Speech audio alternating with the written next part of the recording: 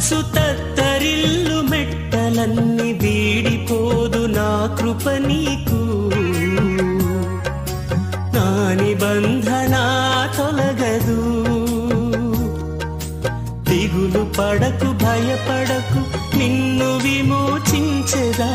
నీదు భారమంత మోసి నాదు శాంతి నొసగెదా అని చెప్పి వాగ్దానం చేసిన యేసయ్యా తల్లిలా లాలించును.